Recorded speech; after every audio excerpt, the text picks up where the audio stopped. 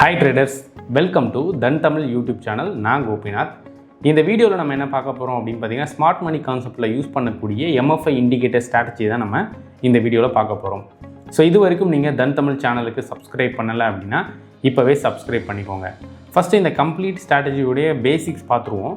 பேசிக் என்னென்னா, இதில் நம்ம ரெண்டு இண்டிகேட்டர் யூஸ் பண்ண போகிறோம். ஒன்று வந்து மெயின் இண்டிகேட்டர், இன்னொன்று வந்து சப்போர்ட்டிங் இண்டிகேட்டர். அந்த மெயின் இண்டிகேட்டரோட பேர் தான் எம்எஃப்ஐ, மணி ஃப்ளோ இண்டெக்ஸ் அப்படின்னு சொல்லுவாங்க. இந்த இண்டெக்ஸ் எப்படி டிரைவ் பண்ணியிருக்காங்க அப்படின்னு பார்த்தீங்கன்னா, ப்ரைஸ் ப்ளஸ் வால்யூம். நிறைய இண்டிகேட்டர்ஸில் பார்த்தீங்கன்னா ப்ரைஸ் மட்டும் யூஸ் பண்ணி அதை டிரைவ் பண்ணியிருப்பாங்க, இல்லை ஆவரேஜஸ் எடுத்து அதை டிரைவ் பண்ணியிருப்பாங்க. பட் இந்த இண்டிகேட்டரை பொறுத்த வரைக்கும் ப்ரைஸும் இருக்குது, வால்யூமும் இருக்குது. சிம்பிளாக சொல்லணும் அப்படின்னா ஆர்எஸ்ஐ ப்ளஸ் வால்யூம் அப்படின்றது தான் எம்எஃப்ஐ. ஆர்எஸ்ஐனா என்னென்னா ரிலேட்டிவ் ஸ்ட்ரென்த் இண்டெக்ஸ்னு சொல்லிட்டு இன்னொரு இண்டிகேட்டர் இருக்குது. அந்த இண்டிகேட்டர் கூட வால்யூம் ஆட் பண்ணிங்கன்னா அது எம்எஃப்ஐயாக மாறிடும். ஸோ அதை தான் இந்த எம்எஃப்ஐ ஸ்ட்ராட்டஜியில் யூஸ் பண்ண போகிறோம். ரெண்டாவது, அந்த சப்போர்ட்டிங் இண்டிகேட்டர் என்ன அப்படின்னு பார்த்தீங்கன்னா, மூவிங் ஆவரேஜ். அதுலேயும் குறிப்பாக 20 டே மூவிங் ஆவரேஜ் தான் நம்ம யூஸ் பண்ண போகிறோம். இப்போ என்ன இண்டிகேட்டர் யூஸ் பண்ணுறோன்னு தெரிஞ்சிருச்சு. அண்ட் இதுக்கான டைம் ஃப்ரேம் என்ன அப்படின்னு பார்த்தீங்கன்னா, நீங்கள் இதை இன்ட்ராடேக்கும் யூஸ் பண்ணலாம், பொசிஷனலாகவும் யூஸ் பண்ணலாம். ஸோ அதனால் ரெண்டு டைம் ஃப்ரேம் நமக்கு தேவைப்படுது. ஒன்று வந்து இன்ட்ராடே டைம் ஃப்ரேம் 15 மினிட்ஸ் அப்படின்றத யூஸ் பண்ணிக்கலாம். அப்போ பொசிஷனலுக்கு என்ன டைம் ஃப்ரேம் அப்படின்னு பார்த்தீங்கன்னா 4 ஹவர்ஸ் ஆர் டெய்லி டைம் ஃப்ரேமில் யூஸ் பண்ணிக்கலாம். ஸோ அப்போ உங்களுக்கு இன்னும் கொஞ்சம் டைம் கிடைக்கும் நீங்கள் ஹோல்டு பண்ணுறதுக்கு. பொசிஷனலாக ஒரு 3 மாதம் ஹோல்டு பண்ணலாம் அப்படின்னா இந்த டைம் ஃப்ரேமில் வச்சு பண்ணும்போது உங்களுக்கு கிடைக்கிறதுக்கு வாய்ப்பு இருக்குது. இப்போ டைம் ஃப்ரேமும் தெரிஞ்சிச்சு. அண்ட் இதில் வந்து நம்ம எதில் ட்ரேட் பண்ண போகிறோம், எந்த இண்டெக்ஸ்லையா இல்லை ஸ்டாக்ஸ்லையா அப்படின்னு கேட்டிங்கன்னா, எல்லாத்துலேயுமே பண்ணலாம். இண்டெக்ஸ் பண்ணணுமா பண்ணலாம், Nifty, bank Nifty, fin Nifty, Sensex எல்லாத்துக்கும் உண்டு. அண்ட் ஸ்டாக்ஸ் பண்ணணுன்னாலும் ஸ்டாக்ஸ்லேயும் பண்ணலாம், கமாடிட்டி பண்ணலாம், ஸ்டாக்ஸ் ஆப்ஷன்ஸ் பண்ணலாம், கமாடிட்டி ஆப்ஷன்ஸ் பண்ணலாம். எல்லாத்துலேயுமே இந்த ஸ்ட்ராட்டஜி சூட்டபுளாக இருக்கும். ஸோ இப்போ எல்லாமே உங்களுக்கு பேசிக்ஸ் புரிஞ்சிருக்கும்னு நினைக்கிறேன். ஸோ இதை நாம் ட்ரேட் செட்டப்பில் போய் பார்ப்போம். ஃபஸ்ட்டு நான் வந்து தன் லாகின் பண்ணிக்கிறேன், web.dhan.co. அங்கே வந்து நிஃப்டி போயிட்டு அதுக்கு ட்ரேடிங் வியூவை கிளிக் பண்ணுங்கள். ஸோ டேரெக்டாக வந்து உங்களுக்கு ட்ரேடிங் வியூவில் நிஃப்டி ஓப்பன் ஆகிடும். ஸோ ஓப்பன் ஆனதுக்கப்புறம் ஓகே, இதில் எஃப்எக்ஸ் அப்படின்ற இடத்துக்கு போங்க. ஸோ அங்கே போய்ட்டு நம்மளுடைய இண்டிகேட்டர் பேர் அடிங்க, மணி ஃப்ளோ இண்டெக்ஸ். ஸோ நான் சொன்னேன் இல்லையா, ஆர்எஸ்ஐ ப்ளஸ் வால்யூம் தான் மணி ஃப்ளோ இண்டெக்ஸ்னு சொல்லிட்டு கிட்டத்தட்ட ஆர்எஸ்ஐ மாதிரியே ஒரு லைன் வந்திருக்கா, அவ்வளோதான். ஸோ இந்த லைனில் நம்ம ஒரு எடிட் பண்ணணும். என்ன எடிட் பண்ணணும் அப்படின்றத ஃபஸ்ட்டு புரிஞ்சுக்கணும். இந்த 2 லைன் தெரியுதா, உள்ள டார்க்காக இருக்குது, வெளியே அவுட்டர் வந்து ஒயிட்டாக இருக்குது. ஸோ ஆனால் அதுக்கும் கிளியே லைன் போயிருக்கு, அதுக்கு மேலே லைன் போயிருக்கு. அதுக்கு மீனிங் என்னென்னா, ஒரு ஸ்டாக்கோ இண்டெக்ஸோ நீங்கள் வந்து ரொம்ப புல்லிஷாக இருக்குது அப்படின்னா ஒரு டைமில் வந்து உங்களுக்கு நல்ல விலை ஏறிடும். அப்போ வந்து அது வந்து ஓவர் பாட் ஜோனில் இருக்குதுன்னு அர்த்தம். இந்த மாதிரி மேலே இருக்குது அப்படின்னா அது வந்து ஓவர் பாட் ஜோன்.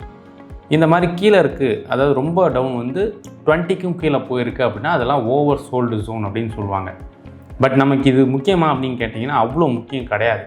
ஸோ அதனால் நம்ம என்ன பண்ணுறோம் அப்படின்னா, அதோடைய ரேஞ்சை குறைக்கணும். இப்போ எக்ஸாம்பிளுக்கு இந்த இடத்துல 80-20 இருக்கா, இதுதான் நார்மலாக யூஸ் பண்ணக்கூடிய ரேஞ்ச். பட் ஸ்மார்ட் மணி எங்கே என்ட்ரு ஆகுதுன்னு தெரிஞ்சுக்கணுன்னா 80லேயோ 20லேயோ என்ட்ரி பண்ண மாட்டாங்க. அதுக்கு பதிலாக அந்த ஸ்டாக்கோ இல்லை இண்டெக்ஸோ ஒரு குறிப்பிட்ட பாயிண்ட் வரும்போது தான் என்ட்ரி கொடுப்பாங்க. ஸோ அந்த இடம் தான் பார்த்தீங்க அப்படின்னா நம்மளுக்கு தேவையான இடம். ஸோ 50 அப்படின்றது ஹையஸ்ட் லைனும் அப்பர் லிமிட்டும், 35 அப்படின்றது லோவர் லிமிட்டும் வைக்கிறோம். இதை நீங்கள் 40 கூட ரவுண்டாக வச்சுக்கலாம். பட் ரேஞ்ச் ரொம்ப சின்னதாக இருக்குன்றதுனால நான் 35 வச்சுக்கிறேன். ஸோ வச்சுட்டு ஓகே கொடுத்தோடனே உங்களுக்கு பாருங்கள் சென்ட்ரலில் ஒரு ரேஞ்ச் ஃபார்ம் ஆகிடுச்சு. இப்போது நம்ம என்ன பண்ண போகிறோம் அப்படின்னா, இன்னொரு இண்டிகேட்டர் ஆட் பண்ண போகிறோம். அதுதான் அந்த மூவிங் ஆவரேஜ். வெறும் சிம்பிள் மூவிங் ஆவரேஜ் தான், எந்த எக்ஸ்போனன்ஷியலும் போட தேவையில்ல. ஜஸ்ட் சிம்பிள் மூவிங் ஆவரேஜ்னு டைப் பண்ணி சர்ச் பண்ணிவிட்டு அதோட செட்டிங்ஸ் போயிட்டு அதோட இன்புட்டில் லென்த்தை வந்து 20 அப்படின்னு சேஞ்ச் பண்ணிக்கோங்க. அவ்வளோதான், சிம்பிளாக வந்து உங்களுக்கு லைன் ட்ராவ் ஆகிடுச்சு. ஸோ இப்போ நம்ம இந்த இண்டிகேட்டர் எதுக்கு யூஸ் பண்ணுறோம் அப்படின்னு பார்த்தீங்கன்னா, எக்ஸ்ட்ரா சப்போர்ட்டுக்காக. இப்போ எக்ஸாம்பிளுக்கு ஒரு வேளை நீங்கள் வந்து டார்கெட் ஸ்டாப் லாஸ்லாம் வந்து அதிகமாக வரும் அப்படின்னு நினச்சிங்கன்னா நீங்கள் இந்த இண்டிகேட்டர் யூஸ் பண்ணும்போது கொஞ்சம் கம்மியாக வர்றதுக்கு வாய்ப்பு இருக்குது. ஓகேங்களா? ஸோ இதை நம்ம பார்ப்போம். ஸோ நான் எக்ஸாம்பிளுக்கு இந்த ட்ரேடிங் ரேஞ்சை எடுத்துக்கிறேன். ஓகே, இதே மாதிரி தான் எல்லாமே, நீங்கள் ஸ்டாக்ஸ் பார்த்தாலும் அதே தான். ஸோ இப்போ இந்த ரேஞ்சில் நமக்கு எக்ஸாம்பிள் என்னென்னா, நம்ம பார்க்கக்கூடிய அந்த ஸ்கிரிப்ட் இண்டெக்ஸாக இருக்கலாம், ஸ்டாக்காக இருக்கலாம், அது அந்த இஎம்ஏவோட மேலே இருக்கணும். இப்போ எக்ஸாம்பிளுக்கு 20 டே இஎம்ஏ ஒரு லைன் போயிட்டுருக்கு அப்படின்னா அதுக்கும் மேலே க்ளோஸ் ப்ரைஸ் இருக்கணும். அவ்வளோதான், சிம்பிள். இப்போ இந்த சினாரியோவில் பாருங்கள், இந்த க்ரீன் கேண்டில் கிட்ட க்ளோஸ் ப்ரைஸ் இருக்குது, தெரியுதா உங்களுக்கு? ஸோ அப்போ நம்ம என்ன பண்ணிக்கிறோம், வெர்டிக்கலாக ஒரு லைன் மார்க் பண்ணிக்கலாம் அதுக்கு முன்னாடி, ஏன்னா அப்போ தான் கரெக்டாக அங்கேருந்து கனெக்ட் பண்ண முடியும். ஸோ நான் என்ன பண்ணிக்கிறேன், மார்க் பண்ணிட்டேன். இப்போ பாருங்கள், கரெக்டாக இந்த கேண்டிலோட க்ளோஸ் எங்கே இருக்குது, இந்த லைனுக்கு மேலே இருக்குது. ஓகே, ஸோ நம்ம என்ன பண்ண போகிறோம் அப்படின்னா, அந்த லைனோட ஹையை மார்க் பண்ணிட்டோம்னா அங்கே தான் நம்மளோட என்ட்ரி. ஃபஸ்ட் விஷயம் என்ட்ரி தெரிஞ்சிருச்சா உங்களுக்கு? ஸோ நான் என்ன பண்ணிக்கிறேன், அதை மார்க் பண்ணிட்டேன். இன்னும் கொஞ்சம் கூட அட்ஜஸ்ட் பண்ணிக்கலாம், கரெக்டாக வைக்கணும்னா அக்யூரேட்டாக. ஓகே,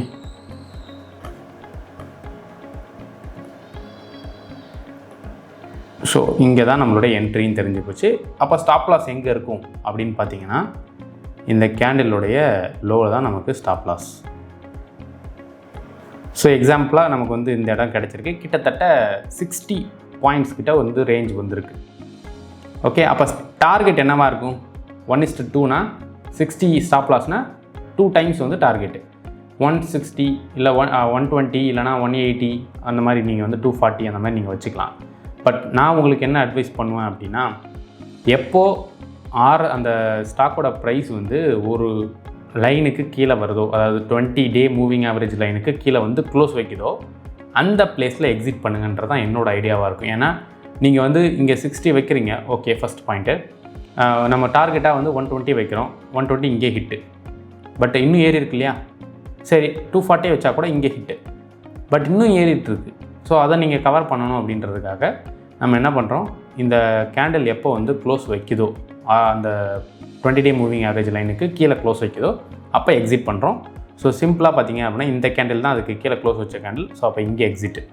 கிட்டத்தட்ட இங்கேருந்து இந்த ஹை மட்டும் உங்களுக்கு எத்தனை பாயிண்ட் அப்படின்னு மெஷர் பண்ணோன்னா 210 பாயிண்ட், நிஃப்டியில் 210 பாயிண்ட்ஸ் கவர் பண்ணியிருக்கோம். ஓகேங்களா? ஸோ இதில் இது ஃபேக் அவுட் இல்லையா, எப்படி இது ஃபேக் அவுட்டாக இல்லையான்னு கண்டுபிடிக்கிறதுனா, இந்த பிரேக் அவுட் நடக்குது இல்லையா இந்த கேண்டில், அந்த டைமுக்கு கரெக்டாக நம்ம லைன் வந்து உள்ளே இருந்திருக்கும்.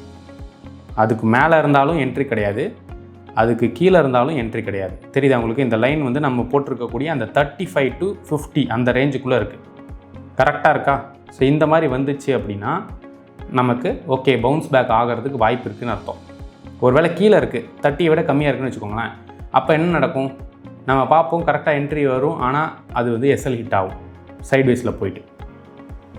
ஸோ அதே மாதிரி மேலே இருக்குது, ஒருவேளை 70 கிட்ட இருக்குதுன்னு வச்சுக்கோங்களேன், நீங்கள் என்ட்ரி எடுக்கும்போது அதுவுமே ரிஸ்க் ஆகிறதுக்கு சான்சஸ் இருக்குது. ஸோ அதனால் அந்த இடத்த நீங்கள் தவிர்த்தணும். நெக்ஸ்ட்டு இப்போ அதிலே வந்து இன்னொரு எக்ஸாம்பிள், இந்த இடத்துல பார்த்திங்கன்னா ஏறி இருக்கா. ஸோ இப்போ நம்ம இதை எடுத்துக்கலாம். ஓகே, இந்த கேண்டில் தான் ஃபஸ்ட்டு க்ளோஸ் வச்சுருக்கக்கூடிய கேண்டில்.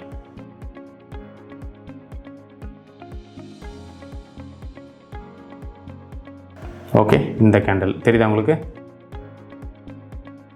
ஸோ அந்த கேண்டில் டைமுக்கு நம்ம என்ட்ரி எடுக்க போகிறோம். இப்போ அதோட ஹை தான் நமக்கு என்ட்ரி பாயிண்ட். ஓகேங்களா? ஸோ இந்த இடம் என்ட்ரி. அண்ட் ஸ்டாப் லாஸ் வந்து பார்த்தீங்க அப்படின்னா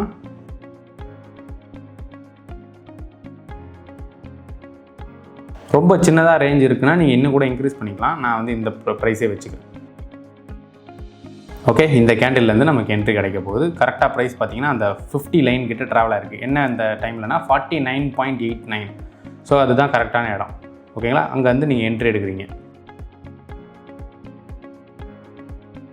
ஓகே, ஸோ என்ட்ரி எடுத்ததுக்கப்புறம் உங்களுக்கு கிட்டத்தட்ட லைன் வந்து மறுபடியும் க்ளோஸ் வச்சது எங்கே வச்சுருக்குன்னா 26,283 க்ளோஸ் வைக்குது. ஸோ இந்த பிளேஸ். ஓகேங்களா? ஸோ கிட்டத்தட்ட ஒரு 100 பாயிண்ட் நீங்கள் கவர் பண்ணியிருக்கலாம். இது வந்து நிஃப்டியோட ஸ்பாட்டில். இது ஆப்ஷன்ஸில் நீங்கள் செக் பண்ணிங்கன்னா இன்னும் அதிகமாக கூட இருக்கும். அண்ட் அதே தான் ஆப்போசிட் ட்ரேட் எடுக்கிறதுக்கு சேம் அதே மாதிரி உங்களுக்கு ஸ்டாக்கோட ப்ரைஸோ இல்லை இண்டெக்ஸோ வச்சுக்கோங்க. அது வந்து திரும்ப 30 to 55 அந்த 50 to 35 ரேஞ்சுக்குள்ளே வரணும். ப்ளஸ் டவுனில் க்ளோஸ் வைக்கணும். இந்த இடத்துல பாருங்கள் டவுனில் க்ளோஸ் வச்சுருக்கு, ப்ளஸ் அந்த லைனுக்குள்ளே வந்திருக்கு. அப்போ நம்ம அந்த கேண்டில்லேருந்து ட்ரேட் எடுக்கலாம். புட் என்ட்ரி, அதாவது செல் சைடு என்ட்ரி. ஓகேங்களா? ஸோ கரெக்டாக செல் சைடு என்ட்ரி இந்த இடத்துல ட்ரிகர் ஆகுது. ஸோ நம்ம லோவில் என்ட்ரி எடுப்போம். அண்ட் டார்கெட்டு எப்போ க்ளோஸ் பண்ணுதோ இந்த கேண்டிலில் க்ளோஸ் ஆகிருக்கு. ஓகேங்களா? ஸோ இந்த இடத்துல நமக்கு எக்ஸிட். ஸ்டாப் லாஸ் இந்த கேண்டிலோட ஹை வைக்கலாம், இல்லைனா ப்ரீவியஸ் ஹை ப்ரீவியஸ் லோ வச்சுக்கலாம். ஸோ ரொம்பவே சிம்பிளான ஸ்ட்ராட்டஜி. ரெண்டு இண்டிகேட்டர் யூஸ் பண்ண போகிறோம். அந்த 2 இண்டிகேட்டர்ஸ் வச்சு நம்ம வந்து கன்ஃபார்ம் பண்ணிக்க போகிறோம். நெக்ஸ்ட்டு இப்போ ட்ரேட் செட்டப் உங்களுக்கு புரிஞ்சிருக்கும். Entry, exit, target, stop loss எல்லாமே வந்து கிடச்சிருக்கு உங்களுக்கு. அண்ட் இதில் காமனாக பண்ணக்கூடிய மிஸ்டேக்ஸ் என்னென்னா, நம்ம சொன்ன மாதிரி 35 to 50 இந்த ரேஞ்ச் வைக்கலாம், இல்லை 40 to 50 ரேஞ்சு கூட வைக்கலாம், இல்லை 40 to 55 ரேஞ்ச். உங்கள் ரேஞ்ச் வந்து சின்னதாக இருக்கணும். ஏன் அந்த ரேஞ்சுனால் அங்கே தான் வந்து ஸ்மார்ட் மணி உள்ளே என்ட்ரு ஆகும். மோஸ்ட் ஆஃப் த டைம் நீங்கள் வந்து டார்கெட்டுக்கு போகணும் அப்படின்னா அந்த ரேஞ்சில் என்ட்ரி எடுத்திங்கன்னா டார்கெட்டுக்கு போயிடும். அதுக்கு மேலே என்ட்ரி எடுக்கிறீங்கன்னா ரிஸ்க் அதிகமாக இருக்கும். அதுக்கு கீழே என்ட்ரி எடுத்திங்கனாலும் ரிஸ்க் தான். ஸோ அப்போ அந்த குறிப்பிட்ட ரேஞ்சுக்குள்ளே ட்ரேட் எடுக்கணும். ரெண்டாவது பாயிண்ட்டு, ஒரே ஒரு இண்டிகேட்டர் நம்ம போடுற மாதிரி MFI மட்டும் போட்டு யூஸ் பண்ணுறது, இல்லை மூவிங் ஆவரேஜ் மட்டும் போட்டுட்டு யூஸ் பண்ணுறது. அது பண்ணவே கூடாது. 2 இண்டிகேட்டரும் சாட்டிஸ்ஃபை ஆகணும் கண்டிஷன்.